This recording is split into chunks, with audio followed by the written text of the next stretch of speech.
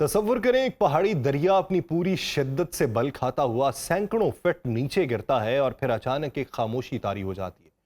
وہ خاموشی جو طوفان سے پہلے آتی ہے۔ یہ دریا یارلنگ سانگپو ہے، تبت کی بلندیوں پر بہنے والا وہ بیتاب پانی جو اب چین کے انجینئرز کی مہارت اور ریاستی قوت کا ہتھیار بن چکا ہے۔ اس دریا پر وہی کچھ ہونے جا رہا ہے جو بھارت نے کبھی پاکستان کے ساتھ کیا تھا، سندھ طاس معاہدے کو معطل کر کے۔ فرق صرف اتنا ہے کہ اب بھارت خود نیچے ہے اور چین بالائی کنارے پر۔ یہ پانی اب صرف قدرتی وسیلہ نہیں رہا، یہ خاموش مگر تباہ کن ہتھیار میں ڈھل رہا ہے جس کی زد میں بھارت کے شمال مشرقی قبائل، زرخیز زمینیں اور سفارتی اخلاقیات سب کچھ آ سکتے ہیں۔ یہ وہ لمحہ ہے جب بھارت کو اپنا ہی دیا گیا اصول واپس ملنے والا ہے۔ صرف اس بار ہاتھ میں پیالہ تھامے وہ خود رحم کی اپیل کر رہا ہے اور سامنے وہی دیوار ہے جس کے پیچھے کبھی وہ خود کھڑا تھا۔ آپ سب پر سلامتی ہو، میں یاسر رشید ہوں اور آپ دیکھ رہے ہیں سنو نیوز۔ ناظرین، چین نے تبت کے علاقے میں دنیا کے سب سے بڑے پن بجلی ڈیم کی تعمیر کا آغاز کر دیا ہے جس نے بھارت اور بنگلہ دیش میں شدید خدشات کو جنم دیا ہے۔ چینی وزیر اعظم لی چیانگ نے ہفتے کے روز یارلانگ زانگپو دریا پہ اس منصوبے کا سنگ بنیاد رکھا جسے مقامی میڈیا نے نمایاں طور پہ رپورٹ کیا۔ یہ دریا تبت کے سطح مرتفع سے بہتا ہوا بھارت میں براہم پترا اور پھر بنگلہ دیش میں جمنا کہلاتا ہے، اور اس پہ بننے والا یہ عظیم الشان منصوبہ خطے کے لاکھوں افراد کے لیے پانی، زراعت اور ماحول سے جڑے خطرات کا باعث بھی بنے گا۔ اور ایکسپرٹس خبردار کرتے ہیں کہ اگر چین نے دریا کے بہاؤ میں رکاوٹ ڈالی تو بھارت اور بنگلہ دیش کے زیریں علاقوں میں پانی کی شدید قلت پیدا ہوگی، جبکہ تبت کے مقامی باشندے بھی اس منصوبے کے ماحولیاتی اثرات سے پریشان ہیں۔ چین کا موقف یہ ہے کہ یہ 1.2 ٹریلین یوان،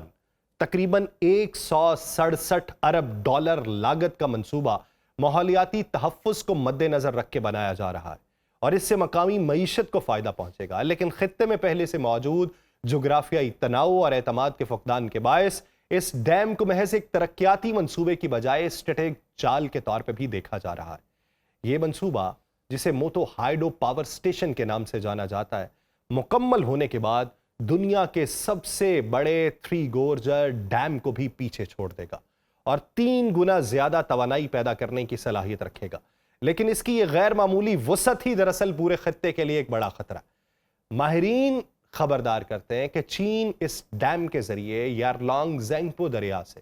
جو بھارت کے ریاستی علاقے اروناچل پردیش اور آسام سے ہوتا ہوا بنگلہ دیش میں جمنا اور براہم پترا میں شامل ہوتا ہے، اس پر مکمل کنٹرول حاصل کرے گا۔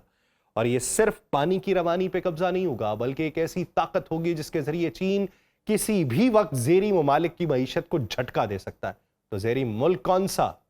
انڈیا۔ آسٹریلیا کے تھنک ٹینک لوی انسٹیٹیوٹ کی 2020 کی ایک رپورٹ میں خبردار کیا گیا تھا کہ تبت کے سطح مرتفع پر بہنے والے ان دریاؤں پہ کنٹرول چین کو بھارت کی معیشت پہ گرفت دے دے گا۔ اور حالیہ دنوں میں اروناچل پردیش کے وزیر اعلیٰ پیما کھانڈو نے بھی اپنے خدشات کا اظہار کرتے ہوئے کہا کہ اس ڈیم کے بعد سیانگ اور براہم پترا کے دریا شدید حد تک خشک ہو جائیں گے، اور ان کے مطابق یہ منصوبہ ان کے قبائل، زمینوں اور ذریعہ معاش کے لیے ایک وجودی خطرہ بن جائے گا، بلکہ چین کسی وقت بھی اسے واٹر بم کے طور پہ استعمال کر سکتا ہے۔ وہ جو پہلے ببانگے دہل اپنے کیے کے اوپر شاداں تھے، اب وہ نادان کہیں نہ کہیں پہ خفت کا مظاہرہ کر رہے ہیں۔ ایک طرف چین ماحول دوستی اور ترقی کا دعویٰ تو کر رہا ہے بھارت کے نزدیک، دوسری جانب خطے کے بھارت کے نزدیک لاکھوں انسانوں کے پانی پہ گرفت مضبوط کر رہا ہے، اسے ایک خاموش ہتھیار کے طور پہ ترتیب دے رہا ہے۔ کبھی ماضی قریب میں ہم یہ بات بھارت کے بارے میں کیا کر رہے تھے۔ بھارت کہتا ہے یہ ایک ایسا ہتھیار ہے جو گولی نہیں چلائے گا لیکن زندگیوں کی بنیاد کو سوکھا کر جائے گا۔ فرض کریں کہ چین اچانک اس ڈیم سے پانی چھوڑ دے تو بھارت کے مطابق پورا سیانگ بیلٹ تباہ ہو جائے گا، اور اروناچل پردیش کے وزیر اعلیٰ کا کہنا ہے کہ خاص طور پہ آدی قبیلہ اور جیسے دیگر گروہ اپنی زمین، جائیداد اور سب سے بڑھ کے انسانی جانوں کے ناقابل تلافی نقصان سے دوچار ہو جائیں گے۔ اور یہ ان کے لیے کوئی بے بنیاد خوف بھی نہیں ہے، بلکہ حقیقت کے قریب ایک تلخ امکان ہے جسے نظر انداز کرنا بھارت اور بنگلہ دیش دونوں کے لیے مہلک بھی ہو سکتا ہے۔ بھارت کی وزارت خارجہ نے جنوری میں واضح طور پر چین کو اس منصوبے پر اپنے خدشات سے آگاہ کیا تھا اور زور دیا تھا کہ دریاؤں کے زیر ممالک کے مفادات کو نقصان نہ پہنچایا جائے، وہی باتیں جو ہم کبھی بھارت سے کر رہے تھے۔ بھارت نے چین سے شفافیت اور مشاورت کی ضرورت پر زور دیا تاکہ فیصلے جو ہیں وہ محض طاقت کی بنیاد پر نہ ہوں بلکہ خطے کے تمام سٹیک ہولڈرز کی شمولیت سے طے پائیں۔ اپنے دفاع میں بھارت نے سیانگ دریا پر اپنا ایک پن بجلی ڈیم بنانے کا اعلان کیا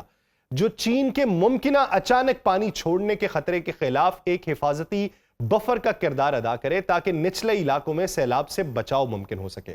بنگلہ دیش بھی خاموش نہیں ہے۔ فروری میں ڈھاکہ نے بیجنگ کو ایک خط لکھا جس میں اس منصوبے کی تفصیلات مانگی گئیں اور ممکنہ اثرات پہ وضاحت مانگی گئی، مگر چین اپنے موقف پہ ڈٹا رہا جو پرانا ہے کہ یہ ہمارا قانونی حق ہے کہ ہم اپنے پانی کے وسائل پہ ڈیم بنائیں اور ہم زیریں علاقوں پر اثرات کو مد نظر رکھ رہے ہیں۔ مگر سوال یہ ہے بھارت کے نزدیک کہ اگر پانی پہ صرف قانونی حق کی بنیاد پہ اتنا بڑا قدم اٹھایا جائے گا تو پھر سرحد پار انسانی جانوں، تہذیبوں، فصلوں اور مستقبل کا حق کہاں جائے گا؟ کیونکہ پانی صرف زمین سے نہیں نکلتا، یہ انسانی رشتوں، قوموں اور امن کے درمیان بہتا ہے۔ اور بھارت کہتا ہے کہ جب کوئی قوم پانی کو بندوق میں بھرنے لگے تو پھر خطرہ صرف دریا کے کنارے بسنے والوں کو نہیں ہوتا بلکہ پورے خطے کے امن پہ بادل چھا جاتے ہیں۔ چینی حکام برسوں سے تبت کے خود مختار خطے میں واقع اس مقام پہ پن بجلی کے بے پناہ امکانات پہ نظریں جمائے بیٹھے تھے۔ اب وہ مقام جسے زمین پہ موجود سب سے گہری اور طویل وادی کہا جاتا ہے، دنیا کے سب سے بڑے ہائیڈرو پار منصوبے کا مرکز بن چکا ہے۔ یہی وہ جگہ ہے جہاں یارلنگ سینگپو دریا، تبت کا سب سے طویل دریا، نمچا ہاروا پہاڑ کے گرد ایک تیز یو ٹرن لیتا ہے جسے عظیم خم یعنی دا گریٹ بینڈ کہا جاتا ہے۔ یہ خم کوئی عام جغرافیائی موڑ نہیں ہے بلکہ یہاں دریا اپنی سطح سے سینکڑوں میٹر نیچے گرتا ہے جس سے پیدا ہونے والی توانائی ایک ناقابل یقین طاقت بن جاتی ہے، اور یہی وہ مقام ہے جسے چین نے اپنے مستقبل کے توانائی عزائم کا مرکز بنایا۔ سابقہ رپورٹس کے مطابق چینی ماہرین نمچا باروا پہاڑ کے نیچے سے 20 کلومیٹر طویل سرنگیں کھودنے کا ارادہ رکھتے ہیں جس کے ذریعے دریا کے بہاؤ کو موڑا جائے گا۔ اور اب سرکاری خبر رسائی ادارے ینوا کے مطابق انجینئرز دریا کو سیدھا کرنے اور پانی کو سرنگوں کے ذریعے منتقل کرنے کا کام شروع کر چکے ہیں تاکہ 5 الگ الگ لیکن مربوط پاور سٹیشنز تعمیر کیے جا سکیں جو ایک دوسرے کے ساتھ زنجیر کی شکل میں جڑے ہوئے ہوں۔ لیکن اصل خطرہ صرف اس انجینئرنگ کمال کا نہیں ہے، بھارت کے نزدیک اس نیت کا ہے کہ اس بجلی کو زیادہ تر تبت سے بھی باہر منتقل کیا جائے گا جبکہ خود تبت کے لیے صرف ضرورت کے مطابق استعمال کیا جائے گا۔ بھارت کے نزدیک چین کا ارادہ صاف ہے کہ تبت کا جغرافیہ، دریا اور قدرتی طاقت استعمال کی جائے، لیکن فائدہ اس خطے سے باہر بیجنگ کے صنعتی عزائم اور بجلی کی بھوک کو پورا کرنے کے لیے اٹھایا جائے۔ بھارت یہ کہتا ہے یہ صرف ایک ڈیم نہیں بلکہ ایک علامت ہے اس سوچ کی جو قدرت کو ناپ تول کے تابع کرتی ہے اور سرحد پار قوموں کو اپنی طاقت کے پانی میں ڈبونے کا خواب دیکھتی ہے۔ چین برسوں سے تبت کی اونچی وادیوں اور بکھرتے دریاؤں کو اپنی توانائی کے پیاس بجھانے کا ذریعہ بنانا چاہتا تھا،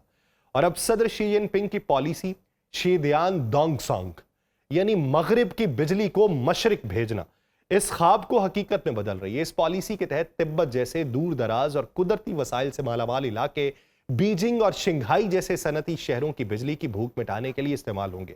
سرکاری بیانات میں ان ڈیمز کو آلودگی سے پاک، صاف توانائی پیدا کرنے والے منصوبے کے طور پہ پیش کیا جا رہا ہے جو نہ صرف ماحولیاتی تحفظ کا ضامن ہے بلکہ دیہی تبتیوں کو ترقی کا راستہ بھی دکھا رہا ہے۔ لیکن بھارت یہ کہتا ہے کہ حقیقت اس ترقی کے پیچھے بہت کچھ چھپانے کی ہے۔ انسانی حقوق کے کارکنان بھارت کے نزدیک وہاں کے مقامی باشندے ان منصوبوں کو استحصال کی ایک نئی شکل قرار دیتے ہیں، اور ان کا یہ ماننا ہے کہ یہ ڈیم تبتی زمین، شناخت اور قدرتی ورثے پر بیجنگ کی گرفت کو مضبوط کرنے کا ذریعہ بن چکا ہے۔ گزشتہ سال جب ایک اور ہائیڈرو پار منصوبے کے خلاف مقامی تبتیوں نے احتجاج کیا تھا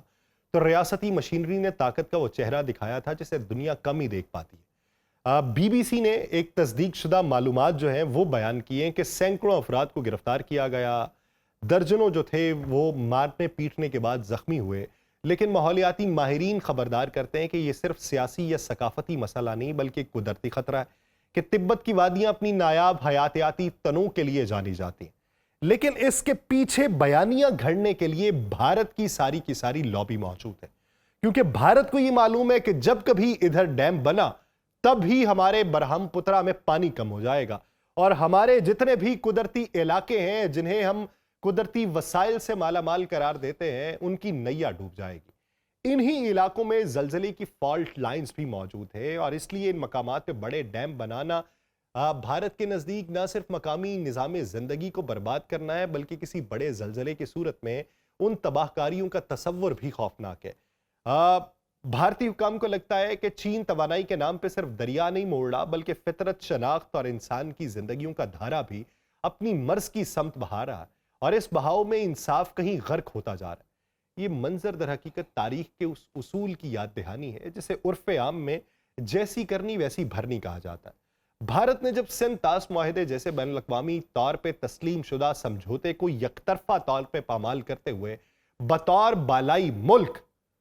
پاکستان کو بطور زیریں ملک پانی پر دباؤ ڈالنے کی کوشش کی تو اس وقت وہ شاید یہ بھول گیا تھا کہ قدرتی وسائل پر طاقت کی ایسی سیاست ایک دن اس کے اپنے دروازے پر بھی دستک دے گی۔ بھارت نے جب پاکستان کو بارہا ڈیمز کی دھمکیاں دیں، پانی روکنے کی منصوبہ بندی کی اور زیریں ملک کی حیثیت کو روندنے کی روش اپنائی تو اس نے ایک ایسا جواز عالمی سطح پر پیدا کر دیا جسے اب چین جیسے طاقتور ملک نے بھارت کے خلاف ہتھیار بنا لیا۔ چینی حکام نے نہ صرف اسی منطق کا سہارا لے کر یارلنگ سینگپو پر دیو ہیکل منصوبوں کا اعلان کیا بلکہ بھارت کی دریائی کمزوریوں کو بھی بے نقاب کر دیا۔ اب بھارت خود زیریں ملک کی جگہ پر کھڑا ہے اور چین کی طرف سے آنے والے پانی کے اچانک اخراج یا روکنے کے امکان سے خائف نظر آتا ہے۔ بھارت کی وہ تمام منطقیں جو اس نے پاکستان کے خلاف اختیار کی تھیں آج خود اس کے خلاف استعمال ہو رہی ہیں۔ گویا قدرت نے تاریخ کو ایک دائرے کی صورت دے دی ہے جہاں ہر عمل کا رد عمل اسی شدت سے پلٹ کے آتا ہے۔ اب بھارت کے پاس چین کی منصوبہ بندی پر اعتراض کا کوئی اخلاقی جواز نہیں ہے کیونکہ وہ خود اس کھیل کا بانی اور پہلا کھلاڑی ہے۔ یہ معاملہ صرف پانی کی نہیں بلکہ اصولوں، دوغلے رویوں اور بین الاقوامی اخلاقیات کی شکست و ریخت کا بھی ہے جو اب بھارت کو اپنی ہی زبان میں جواب دے رہی ہے۔ مجھے دیجیے اجازت، اللہ نگہبان۔